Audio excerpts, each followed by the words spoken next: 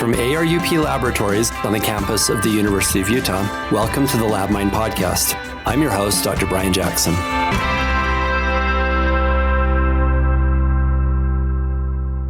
Today is Tuesday, the 10th of September, 2024. For today's LabMind, we are going to be talking about digital transformation of pathology departments. And for our guest, we have the perfect person to discuss this, one of my favorite anatomic pathologists, Dr. Suzanne Dintzis from the University of Washington. Dr. Dintzis is the former chief of anatomic pathology at UW, where she specializes in breast and GYN pathology. She earned her MD and PhD degrees at Stanford, followed by residency and SurgPath fellowship at WashU in St. Louis. And then prior to joining University of Washington, she was also chief of pathology at St. Luke's Hospital in Chesterfield, Missouri. Susie Dintzis, welcome to LabMind. Thank you, Brian. Thank you so much for inviting me. I'm excited to be here. And I'm excited that we finally managed to get you scheduled. You and I have both been pathologists for, let's say, a couple decades, and a lot has changed in that time period. When I finished medical school, I didn't have an email account. I didn't have a cell phone, hadn't used a digital camera before. All these things have totally changed people's lives and the way society works. My question is, how much has all of that technology changed the way anatomic pathology works? Great question, of course. My clinical practice over many years has been as an anatomic pathologist. So we take tissue removed during surgeries and biopsies and examine them. And as always, exactly how that happens depends on where you practice. But here at the University of Washington, we work with trainees, assistants, pathology assistants, histotechnologists, and we prepare those samples for microscopy. And how you prepare the tissue samples to put on slides, highlight the different structures, and then examine it using a microscope, those practices are unbelievably unchanged. You and I met in London last fall, and we did some really good lab geeky stuff by visiting Alexander Fleming Museum. Can I do a pop quiz, Brian, for you? Yeah, absolutely. Do you remember when we were oohing and aahing over Dr. Fleming's discovery of penicillin, of course, a landmark in medicine? Yes. Do you remember the year or the decade that penicillin was discovered? Okay, I had this down fairly recently, and now it's fuzzy, but it's been about a century. It was pre-World War II, but it also took a number of years between its discovery to when they were actually able to ramp up production. So right. I'm going to guess pretty close to 100 years ago. Yeah, and of course, you're pretty right. So it was 1928. I remember because my mom was born in 1927. She just turned 97. So almost 100 years ago. Do you know when formalin started being used for tissue fixation? I've never thought about that one. It's a pretty simple chemical. It wouldn't surprise me if it was around in the 19th century, but I don't know for a fact. So it was the late 19th century. It was actually first discovered for used as a disinfectant. And then they found out that it could fix tissue really well. And it sounds a little esoteric, but it's remarkable to me how much we use these things and how few people really understand where they came from. So that'd be fun to go through it. So late 19th century, what about famous H and E stains? So hematoxylin and eosin. Do you know anything about either of those? So I thought that the famous 19th century German pathologists like Virchow, I thought they were using H and E stains. Is that correct? Yes, that would be correct. So hematoxylin is actually a natural dye. It's been around since the 17th century. It was used first for staining textiles and made very famous for that. And then they found in the mid 1800s that it was really good as a staining agent in histology. So this is a little geeky, sorry, but eosin is actually... This is good. It's a synthetic. One of the very first synthetic dyes. So you probably know that the Germans in the late 1800s were really on top of the game for synthetic dyes. Bayer, BASF, and other companies were big in producing these. And eosin was valuable because it was this beautiful bright pink. And it's not a color that you see very often in nature. So it was introduced for staining shortly after hematoxylin and became popular around the turn of the century. So you're right, the late 1800s.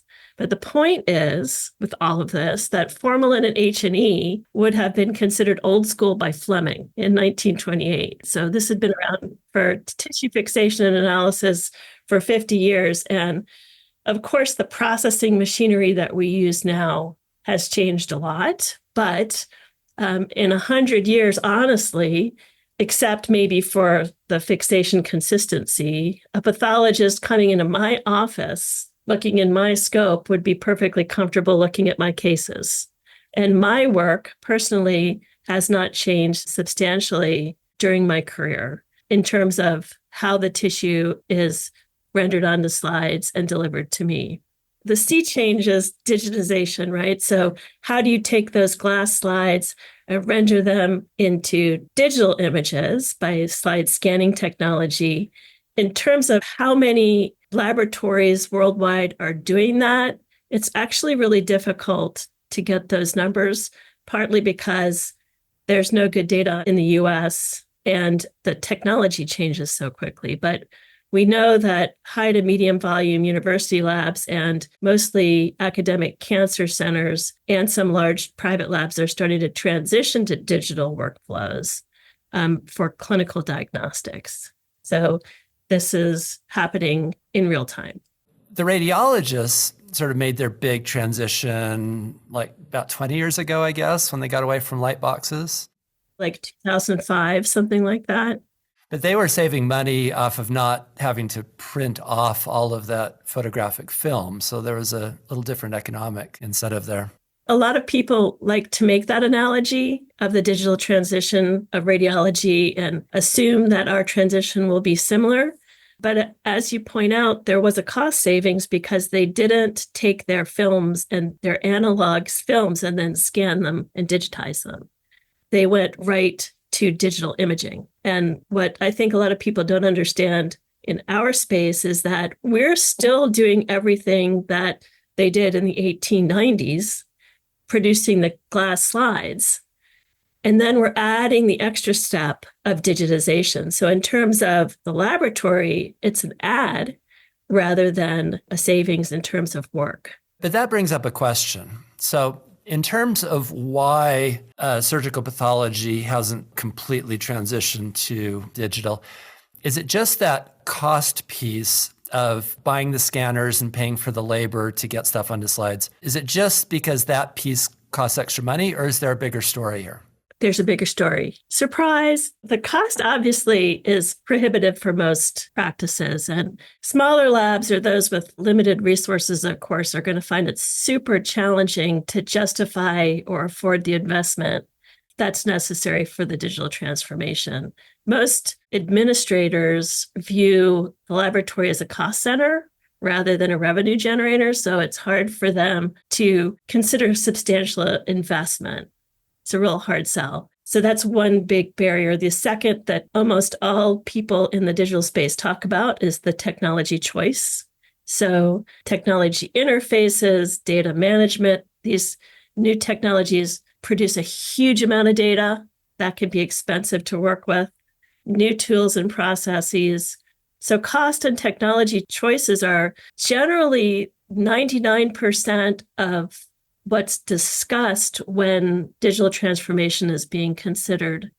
But I like to point out that there are many people who don't think digital transformation is really about technology. Say more. So there's the whole concept of the organizational culture that needs to happen in order for the digital transformation to be successful. And that's something that I haven't heard actually discussed as much in the seminars and different meetings that I've attended. So, for example, at the Pathology Visions meeting just a year or two ago, I was listening to the amazing digital transformation stories of some of the major academic medical centers. And I posed the question to one of the speakers, how did the transfer to digital pathology in your practice affect the work experience of your pathologists and of your other staff? What was the culture shift? And there was a really uncomfortable silence. Interesting. because it's not something that many people consider.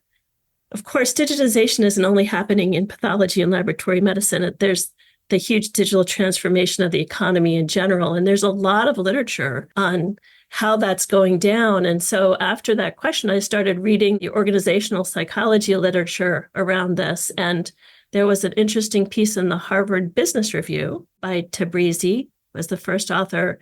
And they cited the fact, and I think this was in 2019, so it was a few years ago, but 70% of digital transformations fail. And the failure is hugely expensive, obviously. And the reasons that they gave were lack of the right mindset to change and flawed organizational practices. So neither of those are cost or technology. Those are all soft people skills. And I know you're a big fan of organizational psychology. Absolutely. We've talked about Freakonomics podcasts. Yes. People like Levitt, Angela Duckworth, Dubner, and Grant talk a lot about how it's really important to focus on the behavior of employees in the workplace as you're considering change, and use pretty well-defined principles to improve the overall work environment and job satisfaction. There are a couple of other historical examples. I wonder if it'd be interesting to bracket this. One extreme is like consumer technology. I hate plugging Apple, but I love my iPhone and I'm not going to give it up. And no one had to bribe me to use the iPhone. It's something that I use because it benefits my life. It's a technology that consumers gravitate to on their own. They don't need to be convinced to use it. So that's at one extreme. And then at the other extreme, maybe, since we'll go back to an England example, when the textile industry got automated by steam engines, and the Luddites were famously upset about this because they represented the textile workers who are all being replaced by young children who are put in these unsafe factories and all of that mess. That's sort of the extreme bad way to do technologic transformation. Where does this stuff fit in there? Digitizing a pathology department. Are you replacing workers? You're obviously not just giving them iPhones. Right. I guess it depends who you are and how you lead the change. And that's the point, is how critical the leadership is during a transformation like this. I don't think any of us are saying that this isn't going to happen. It's just a question of how painful will it be as it happens, right? So talk through the leadership bit. Who should be leading these efforts and how should these efforts be led? I think part of the reason workers sometimes feel as though they're not involved or engaged in the process is because traditionally there's been a top-down approach to digital transformation initiatives. So I've experienced that they're driven by management for obvious reasons. I mean, as we've talked about, the cost is a big one, often by IT departments or even by external consultants who come in to help devise a strategy. The issue is that there's little input from the laboratory workers and the pathologists who actually are going to be directly affected by the changes. And so I think that when workers are not involved in the decision-making process, that doesn't mean that they're leading it. You can still have the leaders, obviously, but if they're not involved, they may feel disconnected. And that's when they can feel as though things are being imposed upon them. Because things are being imposed upon them. Well, yes. Yeah. It's not a collaborative effort then. Right. There's a lack of communication sometimes about the goals. And as you have mentioned, the benefits. So if it's not clearly communicated what the benefits of the transformation might be, if the value proposition is unclear, then there can be a lot of confusion, and that can lead to just general mistrust, I think. And not surprisingly, I mean, you can't blame them. Can't blame them. Back to the Luddite example, I've read a good argument that if the British textile industry had done that transformation a little bit differently, and if they had engaged these expert craftspeople in the design of the looms, in the design of the workflow, you could have had all the same benefits, but it wouldn't have been such a disaster for the folks who are getting replaced. Right. I think that often when you don't include the perspectives of the people on the ground, And you can get a mismatch between the technology and the needs, where sometimes what would be considered a great off-the-shelf solution, like a spinning wheel, I don't know, can be a poor fit in the environment that you're placing it. Right. To the factory owner, it looks like the same thing, but the person who actually uses it every day, they're stooping, they're not able to move properly. Yeah, there are all kinds of subtleties to that, right? And so things that on the face value seem perfect from leadership actually end up being impractical and sometimes considered unnecessary and complicating to the people using it. So if you're increasing the workload of your workforce and leading to inefficiencies, especially when you're just implementing, then this time required to adapt to this new system can really be a barrier for the workforce. Another healthcare example of this that's coming to mind for me when you describe this is the electronic health record. Prior to medical school, I worked as a programmer at Intermountain Healthcare, and that was the era when the EHR was physician-led. So they were building software in collaboration with the doctors and nurses. All the frontline clinical folks were the ones who were the product designers working hand in hand with the developers. And it was beautiful and it worked great.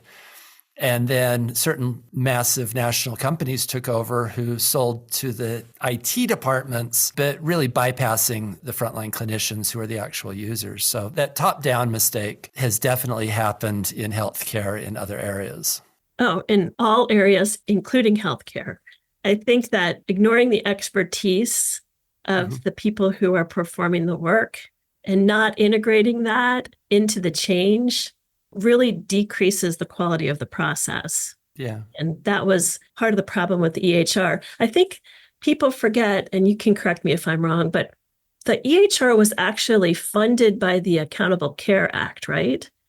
Yes. So that wasn't the invention of it, but that was what allowed the cost barrier to be decreased. Right. It was also the step at which sort of the oligopoly, I'm not going to name names, but certain big players were really able to take advantage of that situation and capture the whole market. Right.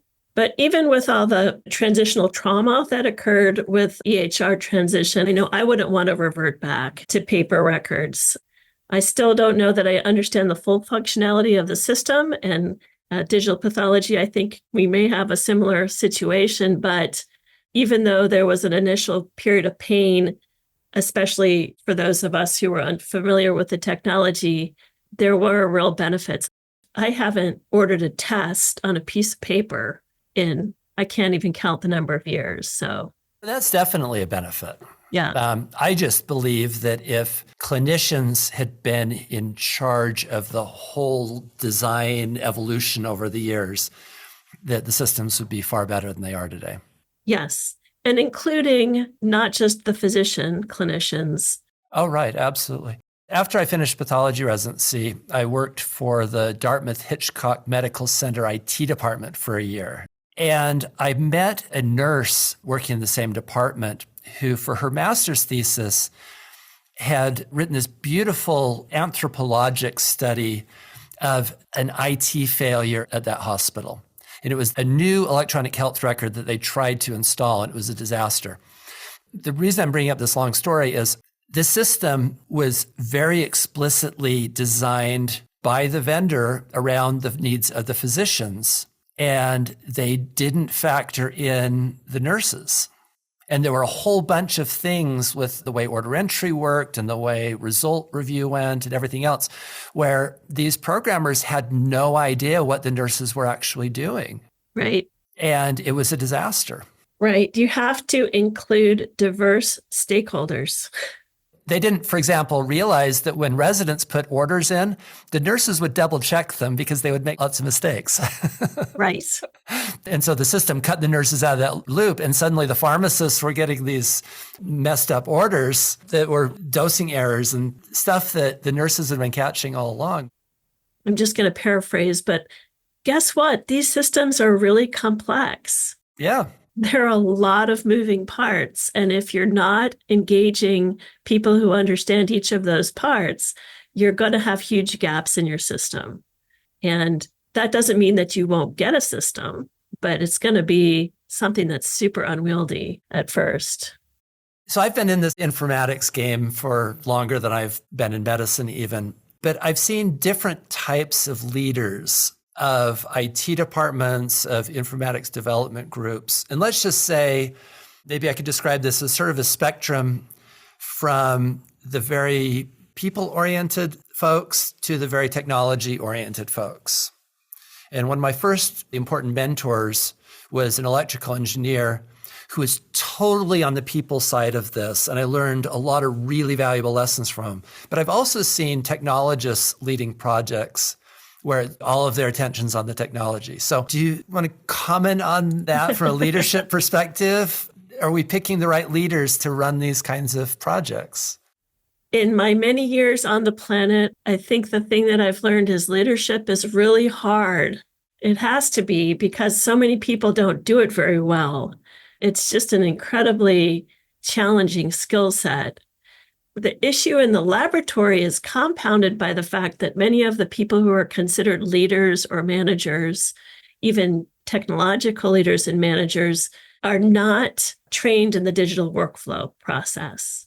That's a secondary consideration. The fact that laboratory technologists who are going to have to be implementing a lot of these procedures are trained to analyze test results and maintain lab equipment, but they don't know very much about the digital systems at all.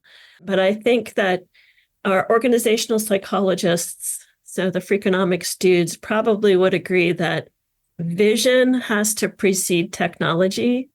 So I think in the case where you have to pick one or the other, as a leader, it would be nice to have a visionary with a really good backup technical staff, because the visionary is the one that will be having to make sure that the communication is really clear for effective change management, in my opinion.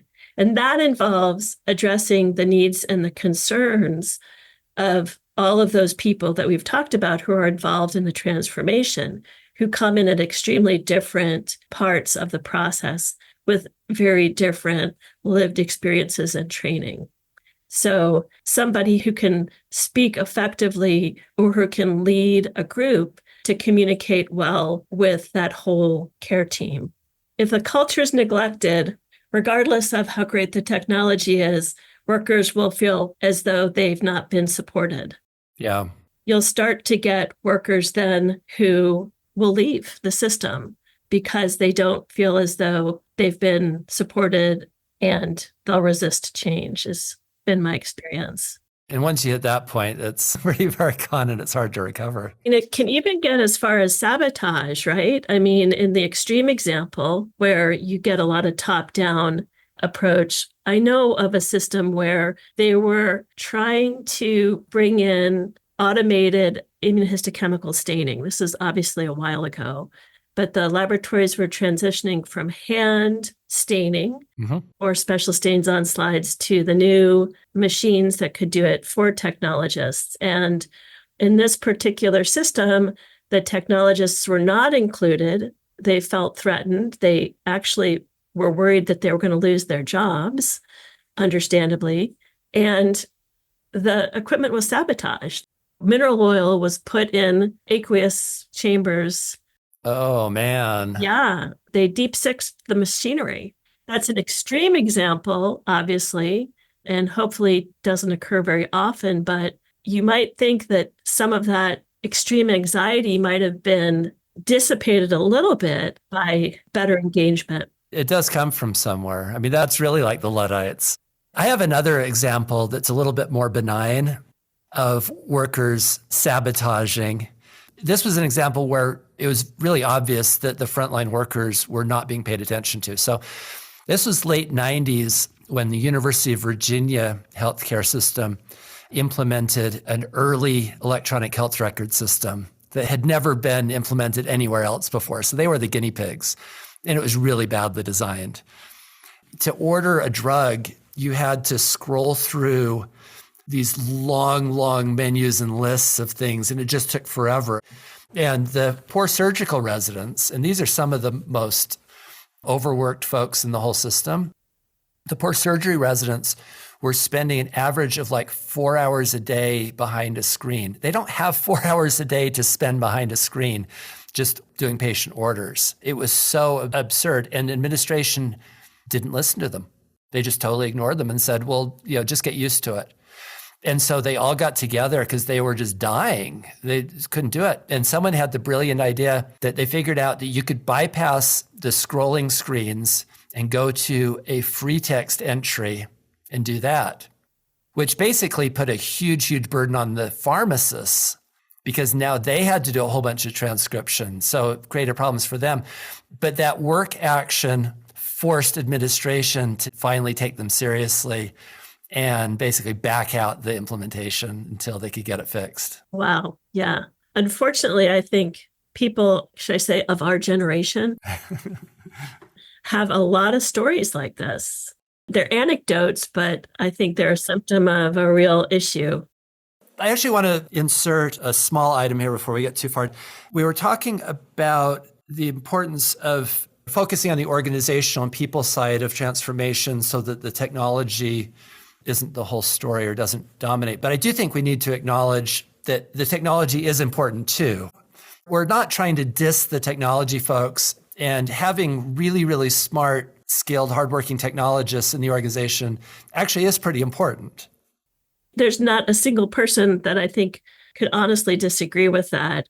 The only reason that I focus so much on the organizational practices is that the technology is extremely well discussed and covered by most of our professional organizations, sometimes to the exclusion. And that's, I think, the danger of the organizational part of it. Like you said, it can't only be about the technology, no matter how good it is. You have to address how that technology is going to affect the experience of the staff. So let me steer into another topic here, but that is a digitally enabled topic, which is collaboration. Classic example of collaboration in anatomic pathology would be the multi-headed scope, where everyone's in the same room discussing a slide together. And that's an important collaboration. I'm sure you've done many, many, many hours of that with trainees, but probably also reviewing hard cases. Many. For me, as someone who doesn't do this in my day-to-day life, I think digital ought to be a big advantage here. You and I are speaking over Zoom right now. That's an example where we're in totally different cities. We could be in totally different countries. We've done that too, where it feels like we're almost face-to-face. It's not 100%. But what are your thoughts about the collaboration and communication side of pathology? Has digital been a good thing, a bad thing, a mixed story? How do you do it well? Yeah, I guess, do you believe in the introvert extrovert whole thing is part of it? I've heard that all of us are everything. I don't think there's one answer to how people would like to engage with each other. But in general, traditionally, anatomic pathologists in particular, I think it's maybe slightly different with clinical pathologists, but maybe Dr. Laposada might not agree. Anatomic pathologists communicate as part of the care team. So right now, I speak with our clinicians. That may be over Zoom or on the telephone or through the electronic medical record, but we do have conversations as clinical colleagues, and we have personal relationships because of the way that we interact as clinicians. We discuss patient treatment strategy, as you mentioned, at tumor boards or multidisciplinary conferences. And I think a lot of people who are anatomic pathologists get a lot of fulfillment in their job because of that interaction. We don't traditionally have direct patient contact. So this is our social part of our job in some respects. When you completely digitize, and there are groups, of course, that have already done this, especially in the reference lab type space, that does affect the experience. It does affect the relationship with treating clinicians. Sometimes there is no relationship other than a test result. But also importantly, I think it's a challenge to think about how it affects the way our clinical partners experience us as pathologists. Speak to that a little bit. If we no longer have a deeper relationship, if they don't know who we are, a personal relationship, the relationships start to become more transactional. For example, the way that you would relate to the checker at your favorite grocery store. Mm-hmm. You know them, they may know you, you say hello and you're cordial, but I wouldn't say that that's actually a relationship in the formal sense of the word. And this gets to the whole idea about the changing face of medicine. So patients in general still need to go to a place to be treated if they have a physical condition. It requires a personal relationship with the care team. And in order to be a successful relationship, many people would argue there has to be trust developed between the patient and their care provider.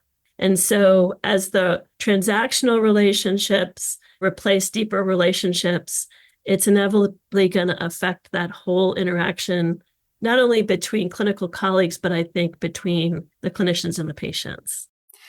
This feels like it's a complicated mix of things. In principle, being able to video Zoom, discuss a patient case or something like that ought to be helpful. If it's replacing an in-person interaction, it may not be quite the same quality. Right. If it's replacing the lack of interaction, then it's certainly a benefit. Is it important to you as a pathologist to be physically in the same medical center as that surgeon that you're talking to about the patient case? So this gets to the partial remote versus full remote work. And there's a lot of data in business on this too. It's really interesting. I won't get into all of that, but a lot of this really came to a head during the lockdown, obviously, when interactions couldn't occur and we were forced to think of other ways to interact. I think I'd be safe in saying that the majority of people would like some physical interaction, maybe on their own terms. And obviously, digitization and the technology allows you to flex a little bit on that, which can be a huge win-win, so that you don't have to be in 9 to 5, regardless of the traffic or your kids' schedules. But not ever seeing your colleagues in person, I think most people would feel as though that's definitely a problem, not only for fulfillment in your work, but also for things like promotions, advancement, which require some more than just transactional interactions. When you use the word trust, which is this really deep, complicated thing that's hard to totally get your arms around, but trust seems to be enhanced by face-to-face interactions, do you think? I think when you're using electronic media, for example, this podcast is going to be voice, right? Some people are not auditory learners. And also, there's a lot that gets lost with just the voice. So I'm moving around a lot. We have facial expressions. Mm-hmm.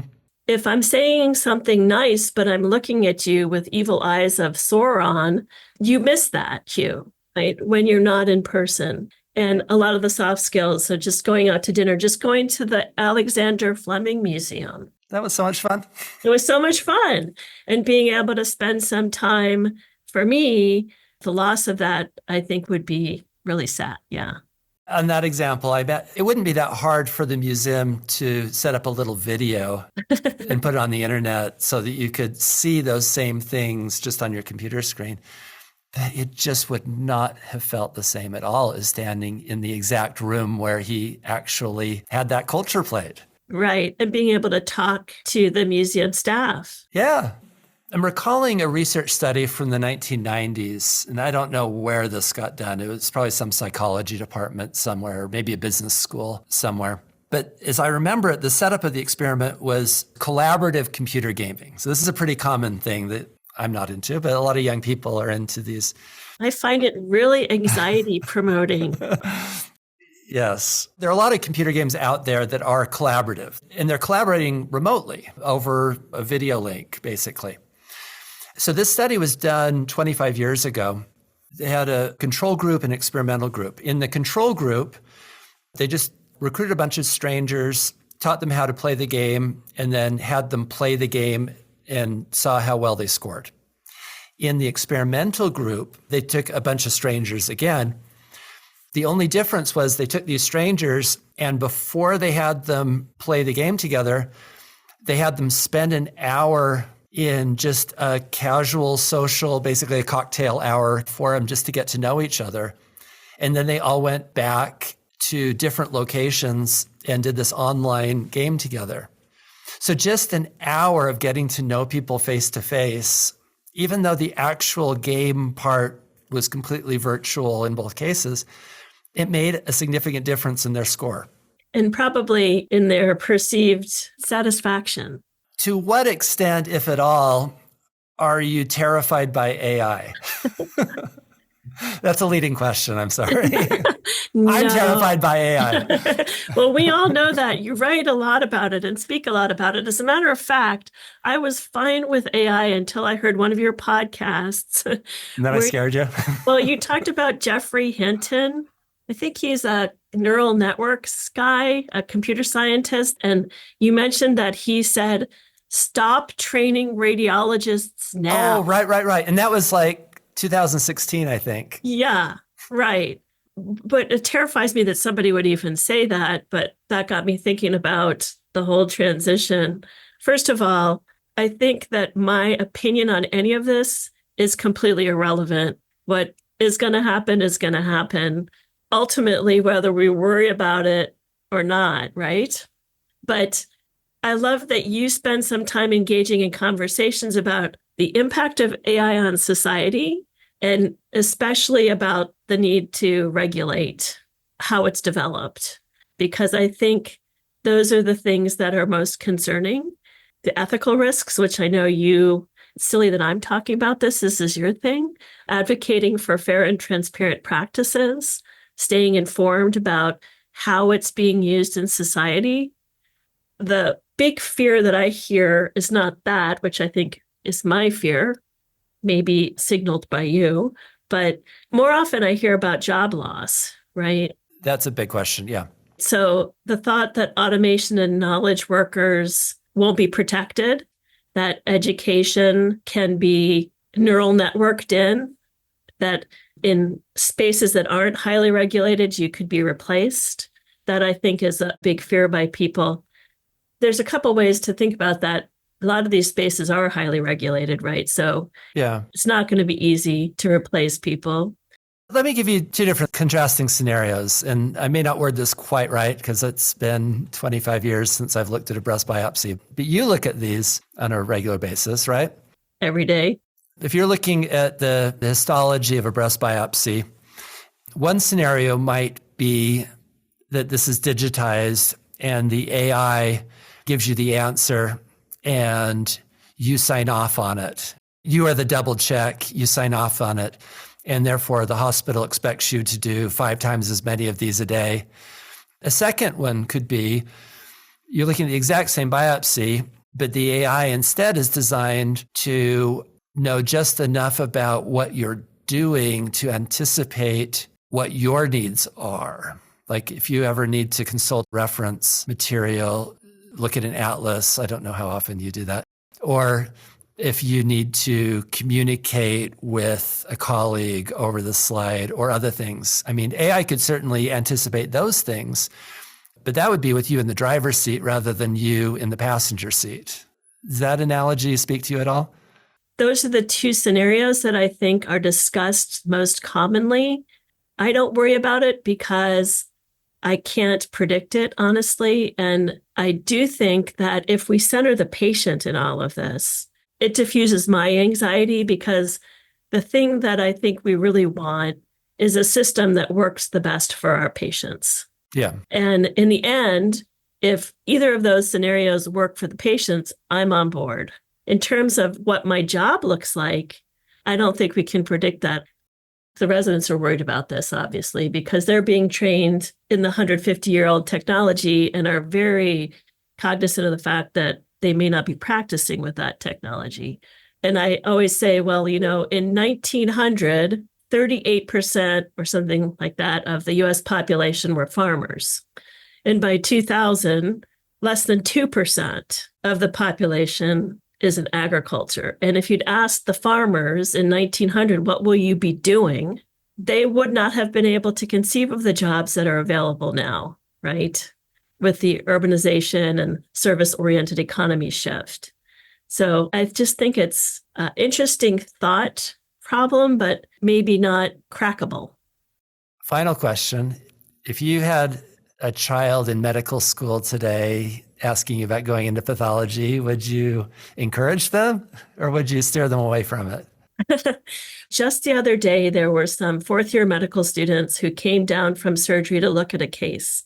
And I popped my head into the multi-headed scope room and I said, I'm here to tell you that you should all consider pathology as a residency program. And one of the fourth years said, well, it's a little late.